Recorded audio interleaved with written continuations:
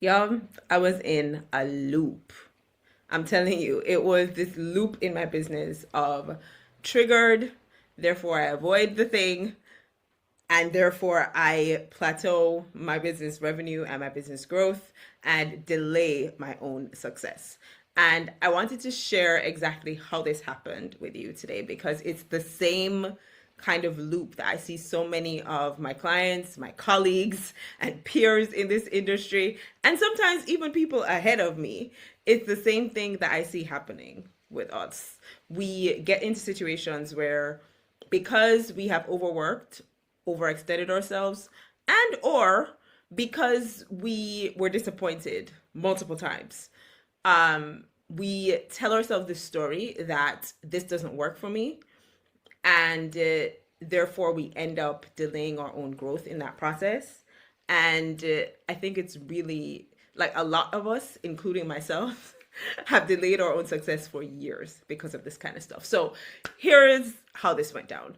After 8 months of managing funnels and ad copy and funnel copy, emails, managing a team, producing like landing pages, tech checks, like after 8 months of working in that ad agency that I told you about in another video, doing all of the things, y'all, when I tell you I was doing all of the things, I even like rebuilt the ad spreadsheet tracking from the ground up with like conditional formatting and all the things in Excel. When I tell you I did it so much, and after doing all of this, I was like, bruh. After doing all of this and then experiencing the level of gaslighting and disrespect and the high turnover and just the really toxic culture, I was in a situation where I would be triggered by anything that would connect me back to that environment for several months after I left. I mean, a minimum for 6 months, if not for a year or two. Because the truth of the matter is, especially things like Voxer and Slack, fam. Anytime. And the kicker of this was I was still working with clients who were using these platforms. So I would have Voxer going in the background, and immediately the response in my body, my heart start beating faster. Like I get nervous, I get jittery. I just like, I feel my anxiety spiking in my chest. And I'm just like, bruh. But my body had learned that response. My body learned that anytime I hear Voxer go off, anytime I hear Slack go off, we need to be prepared. We need to be prepared to think on our feet. We need to be prepared to solve problems. And we need to be prepared to ignore disrespect and self abandon. That's literally like what my body was preparing me for. And so for months after leaving, I felt those responses anytime Voxer went off, anytime Slack went off. Y'all, talk about triggered. Triggered. And so, how this shook out in my business is that for a very long time, as much as 2 years, I didn't launch anything. I was working with clients one on one, word of mouth, people who knew me from the agency and referred people to me, or clients that were in the agency and came to me, and we squared everything with the CEO. And she was like, yeah, because we were offering different services, right? That was an ads agency. I was not an ads agency. And so a couple of those clients came over to me and worked with me one on one. I had word of mouth referrals. This is what I was doing for a hot minute. And we were in Voxer and we were in Slack.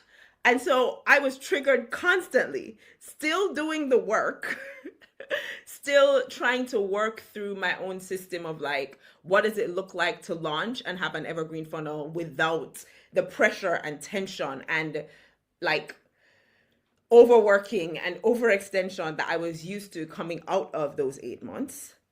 Just full on triggered, full on triggered, and practically speaking, completely and utterly avoiding launching anything for my own business. I don't even know if I had a website. I'm telling y'all. Like, I don't even know if I had a website at that time. That was how serious it was. And if I did, trust and believe, the website was not updated from like way before I even started working. at this agency. And so the real kind of kicker for me was that I was helping so many people create results.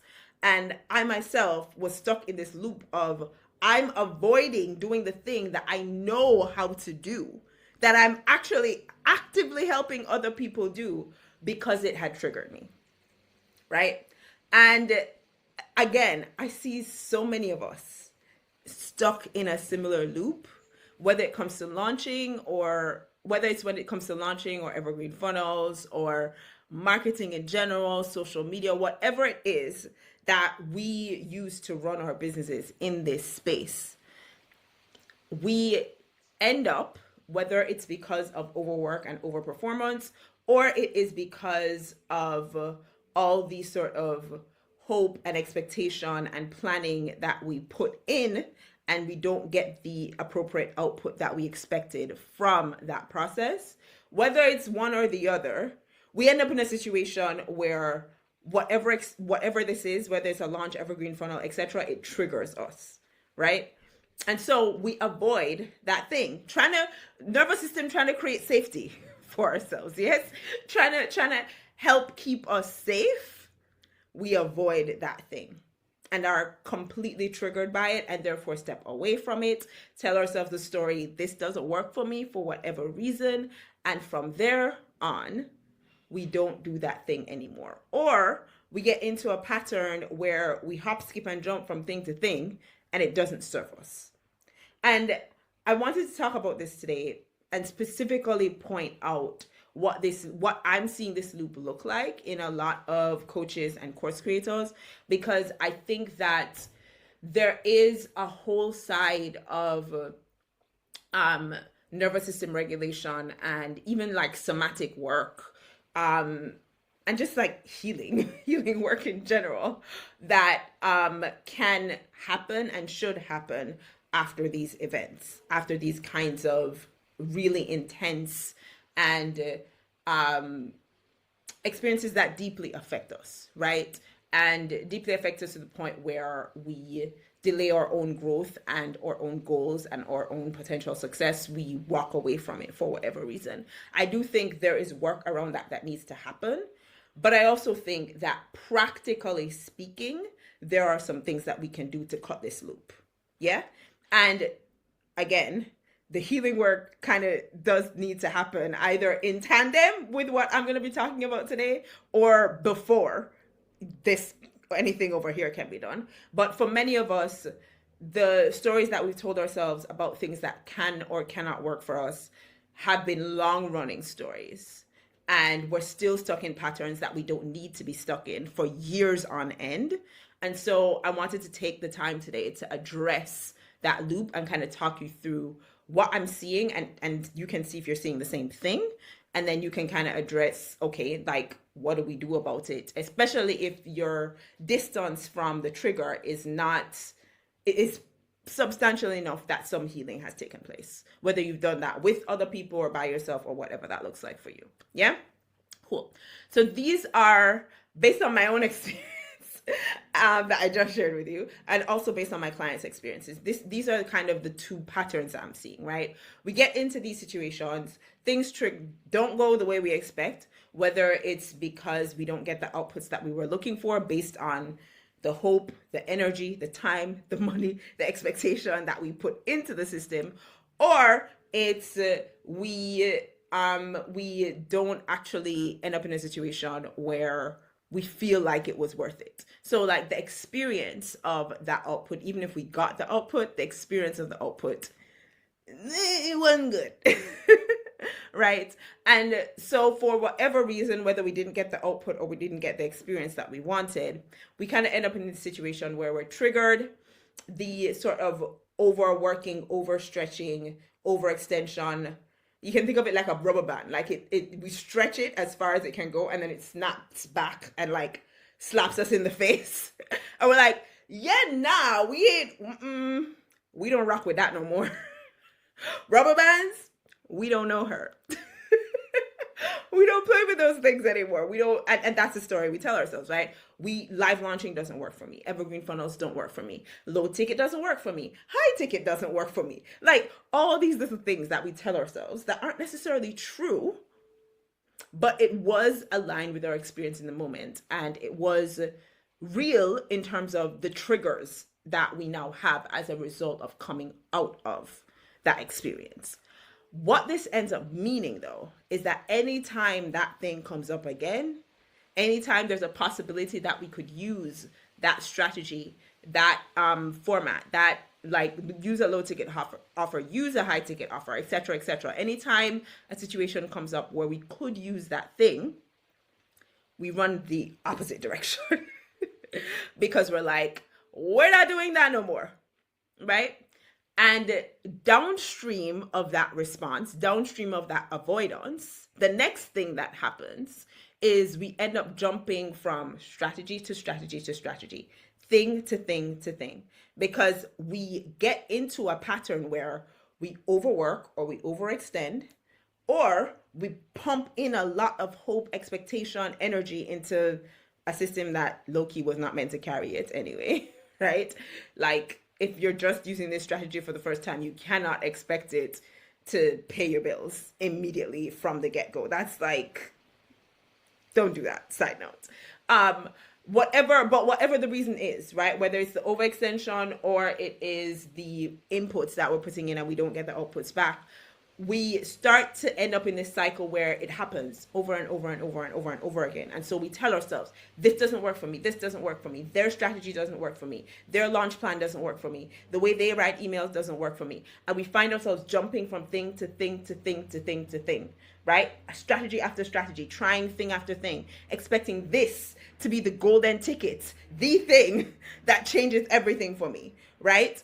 That's pattern number one that I see for some of us. And several of us are stuck in loops for years trying to like avoid the trigger of, oh, that thing that I tried once that didn't work for me. That's pattern number one. Pattern number two that I see is we end up in this situation where, because we're so convicted around the pattern and the strategy, we keep trying it over and over and over again. And that's not a bad thing. Nothing's wrong with continuing to test it more than once, because it's very different from pattern number one, right? Pattern number one tries one thing one time and then jump ship to the next thing. This pattern is at least trying it more than once. So we've made some progress, but the problem now is that we're trying the same thing over and over and over again, and we're not being strategic in our process of trial and error. So the underlying thing here that is the same across both patterns is, either way, whether you're jumping from pattern to pattern, strategy to strategy, thing to thing, or you're trying the same thing over and over again for a while and still not getting the results that you're looking for, whether you're doing either of those things, you're in a situation where you're cutting your legs out from underneath you.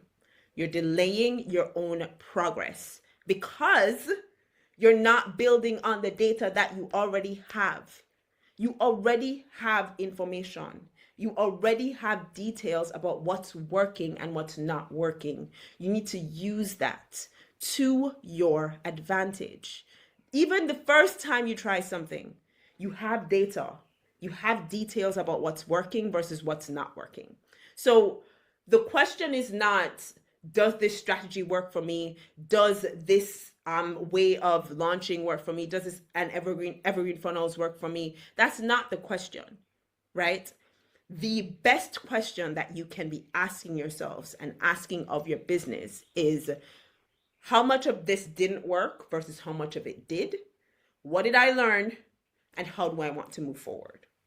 That's how we need to think about this, right? And when we think about this really strategically and intentionally, this is how we build step by step by step, so that even when the outputs that we are looking for, the experience that we are looking for is not fully there, we still feel momentum in the business. We still feel progress. We can still look at things and say, okay, I'm not where I was 6 months ago. I'm not where I was a year ago. And I've made progress, right? Because here's the thing, as much as I can look back at this whole agency experience and say that, bruh, that was traumatizing and you will never catch me doing it again. The truth of the matter is, I also learned how, like, a possible process, right? I learned what working within an agency can look like. And my response to all of that, all of those triggers, was to run the opposite direction and say, I am never like, I'm avoiding launching. I'm avoiding marketing for myself, these things for myself, even though I did it for clients. And also, I'm never running an agency. I used to say that all the time. I used to say that all the time, that I am never going to ever lead my own agency. Why, Chelsea? You do realize that, like, you have full agency here. You can choose how you run your agency. You can take the lessons about what does not work for you, and you can take the lessons about what does work for you, and you can put together a plan that makes sense for your agency if you so choose. And that's why that's kind of what I want to help you all realize today. Like, you have things that worked, as much as like it was a trigger, as much as it was in many cases a really traumatizing experience. There are things in there that did work. You can't just dash the baby out with the bathwater. You can't just, you're just flinging this thing through the door.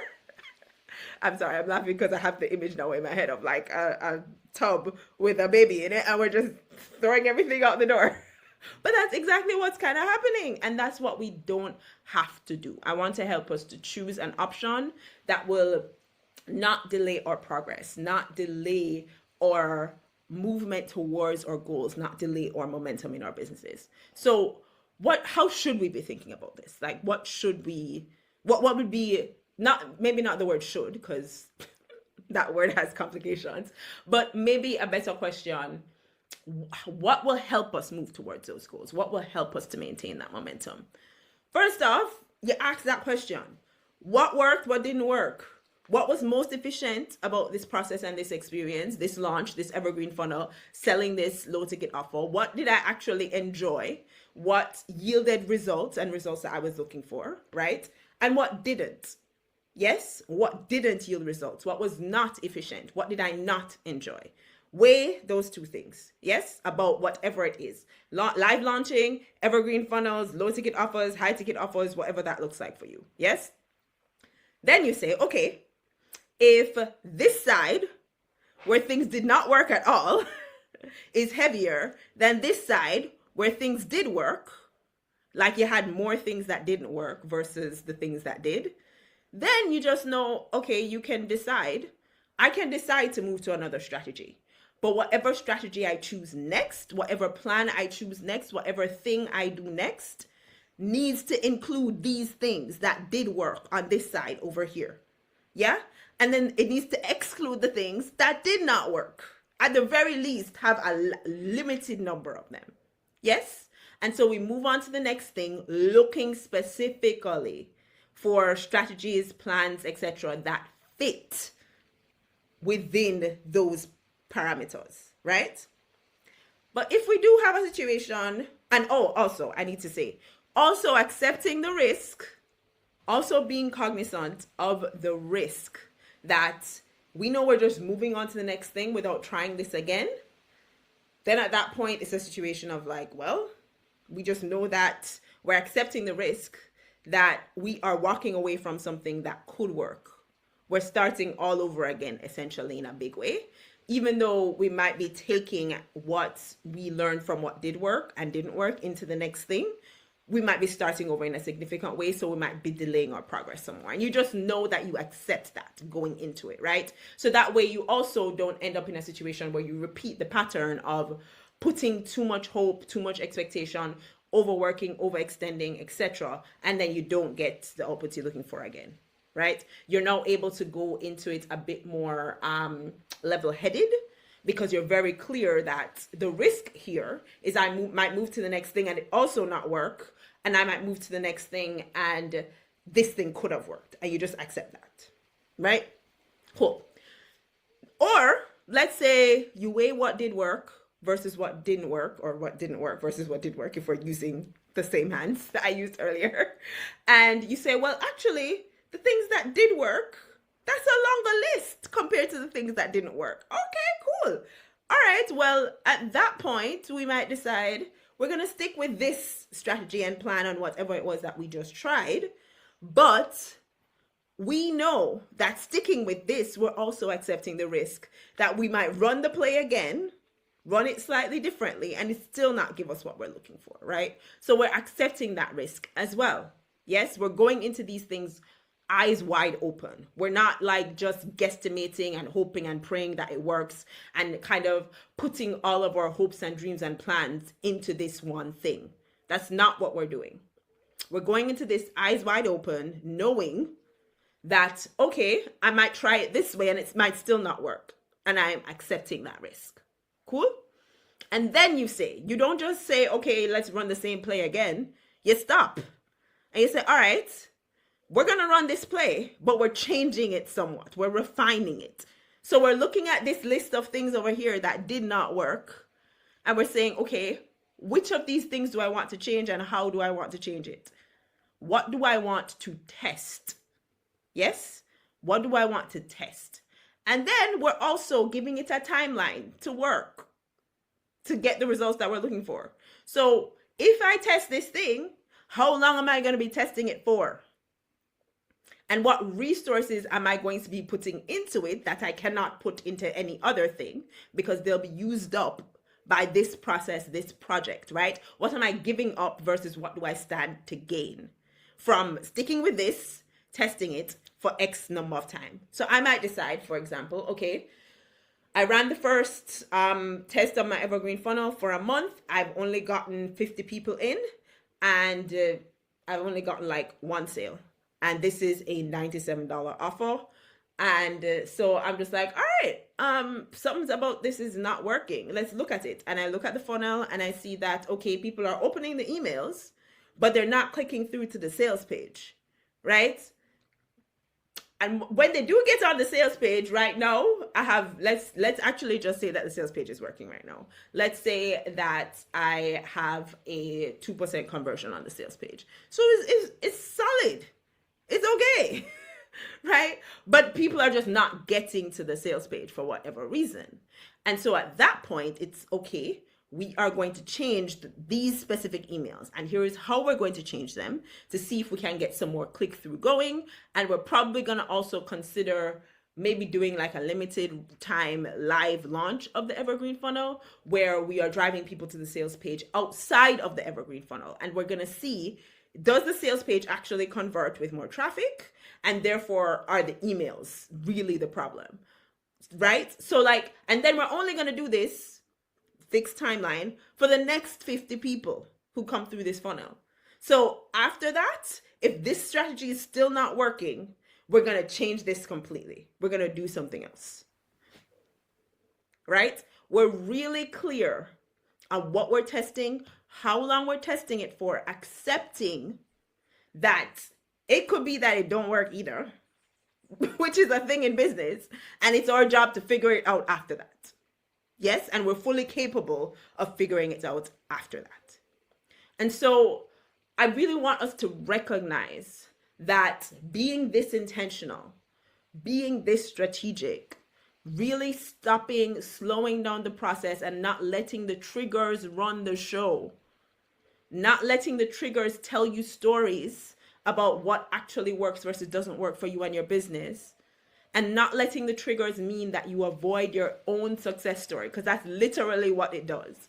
Anytime you get triggered, you run the opposite direction and you literally avoid the process of writing your own success story. Yeah? Deciding not to do that and actually stopping, slowing down, and making some intentional decisions about how you move forward when you are triggered is what will really make the difference in terms of how you feel the business is progressing, the kind of momentum you feel that you have in the business as a result of actually testing, refining, seeing what's working, what's not working, accepting the risks and moving forward with the test, right? I think that really is what started to make the difference for me in a really big way, because at that point I started, after those first 2 years of being triggered and not doing anything, right? I was coaching in people's programs. I was continuing to work with clients, and I kind of finally decided, no, I have things to offer. I'm gonna try. And I tried a couple different launch approaches that were not my own, quite frankly. I'm just gonna be honest with you, they were not my own, and they didn't quite work the way that I was looking for them to work. And there were several different times where I decided, all right, we're changing offer types, we're changing audiences, we're gonna test this, we're gonna test that, and if that doesn't work, we're gonna test something else, right? And when I finally really saw success, after I tested marketing specifically to coaches and course creators, an offer teaching them how to launch, or I also tested marketing to copywriters, teaching them how to be step into their launch strategy kind of era, and not just stay as a copywriter, because I made that transition earlier on in my business. And I also tested launching those offers in different ways multiple times, and it wasn't quite working the way that I was expecting. So I was like, okay, cool, we're gonna move on to something else. And low-key, I moved on to a done for you agency model. Really small boutique kind of agency, and booked out all my spots, had a very tiny number of clients, which is exactly what I wanted. Structured the agency exactly how I wanted to structure it, and was very clear on what I was looking for to work and to not work. And the things that I didn't expect to work didn't work. And so my expectations were met. And then from there, I could actually step away from agency work and say, okay, we're going to put the systems, the processes, the support in place on the back end. So when I decide to come back to agency work, it will work for me, right? And it's that kind of testing and refinement process that enabled me to get to a place where I do feel like the business is moving forward, the business is growing. I see the evidence in my bank account. And it's the same thing with my clients. When they can come to a point where they are no longer just running the same play over and over again, but they're testing, they're refining, and yeah, it might take a little while. It might take a little while, and it might be uncomfortable because you're not where you want to be. And nobody loves that feeling of not being where they want to be, right? We all want to be comfortable. We all want to be exactly where we want to be. We don't want to be somewhere else, right? So heard, acknowledged, it's not a nice feeling, but it is an indication that you are growing. It's an indication that the business is growing in terms of progress and momentum. It's an indication that you're moving towards your goals because you are sticking with the test, the process, the plan, the refinement. You're using your problem-solving skills to move you forward towards your goals. These are all, to me, indications that even if you're not quite where you want to be, you're very intentional about where you're going, and you're taking the appropriate steps and you're employing the appropriate processes to move you in that direction. And bro, we can't ask for nothing more than that. We don't have control over how quick this happens, right? That's just the fact of the matter. We unfortunately cannot snap our fingers and have new clients. At least I haven't reached that stage in my business, and I don't know anybody else that has just snap my finger and I have a new client from the snapping of my finger. That's not quite how it works. So what that then means is it might take some time, but that's okay. As long as you're running the play with intention instead of being triggered, avoiding your own success, and letting the triggers run the show. All right.